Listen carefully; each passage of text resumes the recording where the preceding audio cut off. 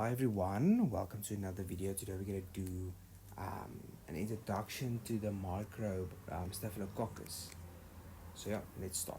Okay, so the first thing that you have to note is that Staphylococcus is a bacterium that doesn't really occur naturally inside the human body. It's normally on the skin of the human body. And also Staphylococcus species are very prevalent and they cause a lot of bacterial infections. So also, Staphylococcus is gram positive, therefore with a gram stain they'll color purple. They can be diplococci, tetraeds, chains, or clusters, but normally they are clusters. So it's round, gram positive, and in clusters. Normally we find them in cluster form. So yes, okay, and also it's important to know that there are two main types of Staphylococcus. There are Staphylococcus that is coagulase positive, and this is only Staphylococcus aureus. And then we also have um, coagulase negative bacteria, and there's like 26 different species of them. So it's important to make that distinction between coagulase negative and coagulase positive Staphylococcus. Okay, so Staphylococci, like I also said, they are more in this grape-like clusters that we found them under the microscope, and they also grow at a growth medium of 37 degrees Celsius, 18 to 24 hours. And also there's the two types that I mentioned. So the coagulase positive will be Staphylococcus aureus, and then negative will be coagulase negative. There's about 26 or some species of them. Uh, so yeah, there are more than 26 species, mostly found on the skin. This is the coagulase negative staphylococci. Um, but there is a few, we don't have to remember those. There's going to be later on, they're going to be the more important coagulase negative staphylococci. So also they normally have a benign symbiotic relationship with the host, but they can become pathogenic after entry into tissue. So this is where it's important to note that these bacteria, staphylococci, or does occur on the skin. Um, so the only way that they can cause an infection is if they penetrate the skin. So this is through various means such as needles or even trauma like in a car accident or even burn wounds and things like that in order for them to get access into your body. Okay, so let's talk about the four main staphylococci coagulase negative that cause diseases. So the first one and the most common one is Staphylococcus epidermis. So Staphylococcus epidermis is on the skin, as all the other staphylococci. And then normally the biggest problem they cause is with prosthetic limbs. That's where they have the most, that's where they cause the most infections, is with prosthetic limbs. The second one is Staphylococcus saprophyticus. So this is a bacteria that causes a urinary tract infection, especially from sexually active females. So Staphylococcus saprophyticus is a urinary tract infection in sexually active females. The next one is Saprophyticus hemolyticus. This is also the second most common Saprophyticus. Um, and what they also do is they'll also have a big impact on prosthetic limbs, but they also cause urinary tract infections um, and so forth. The next Staphylococcus um, is Lungnadensis, and the Lungnadensis is they cause arthritis and bacteremia. So the Staphylococci causes arthritis and bacteremia, but they also cause urinary tract infection and so forth. So if you compare Staphylococcus aureus with the coagulase negative Staphylococcus, one will see that Staphylococcus aureus isn't really a colonizer, meaning it doesn't really colonize the body without causing an infection. Whereas the other Staphylococcus are more opportunistic.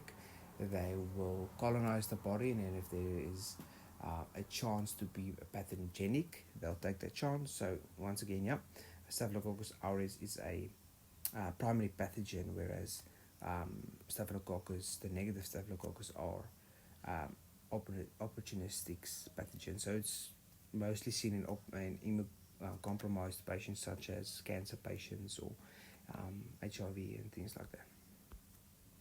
So let's look at the sequence of events for an infection from Staphylococcus to take place, or most microbes.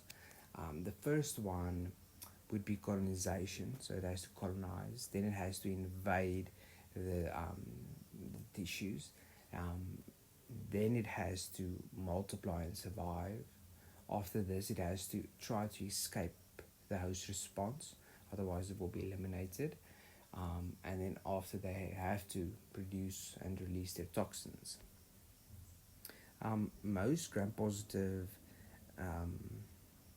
bacteria has exotoxins, but some also do have endotoxins, but it's mostly exotoxins. Okay, so let's look at the virulence factors that have an impact on the more dangerous staphylococci, the Staphylococcus aureus. So the Staphylococcus aureus, the first virulence factor is the hyaluronidase. This will break down hyaluronic acid and make the tissues more permeable. The next will be leukocidin. This will actually, it is actually a toxin, a cytotoxin, and it will punch holes or pores into white blood cells and inactivating them. And the biggest one is the coagulase. This is what differentiates Staphylococcus aureus with all the other Staphylococcus. This is as a coagulase. So the coagulase will cause a fibrin clot. So it will lead to the coagulation of blood and a fibrin clot formation. And this will protect the bacteria against phagocytosis. Okay, and then the next one is staphylokinase or fibrinolysin. So this is something that the aureus has in order to break down the fibrin clots. And then it also has hemolysin. Now hemolysin would lyse or will cause the lysis of red blood cells for nutrient acquisition.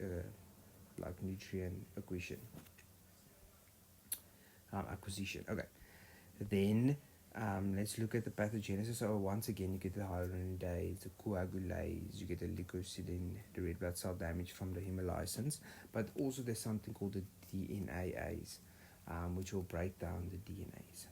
And also it can cause this, Staphylococcus aureus can cause toxic shock syndrome, which is very, very dangerous. So how's the coagulase test formed? Done. It's just to see does that blood clotting, does it form, then you know Staphylococcus aureus. It's also a slide one. So let's look at how the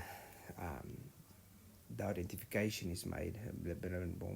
So firstly, you send all your sample to the lab, and the lab will make a gram stain and view it under the microscope, which is called microscopy. One can see that it's round cells, so cocci.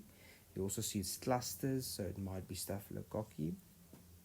And it's gram-positive, so it might be staphylococci. Then you'll culture it, so you'll culture it on a growth plate for 18 to 24 hours. After this, you'll take a bit of your growth and you'll perform a coagulase test to see is it Staphylococcus aureus or what it is, and then further testing can be done for identification or antibiotic purposes.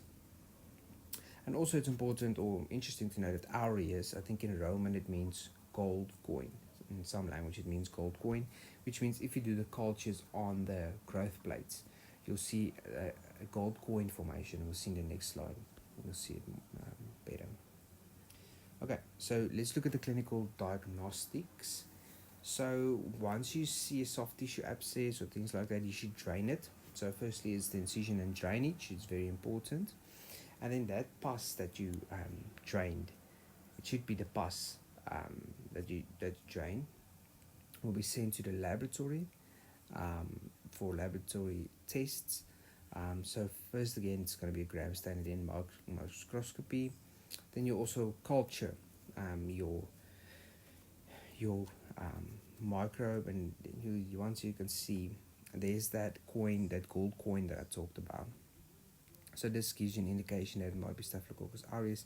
You'll do a coagulase test to prove that, and then also a accessibility test in order to see what antibiotics should be used. And yeah, this is the end of the video for the introduction to the Staphylococcus species. Thank you so much for listening. Yeah, like and subscribe.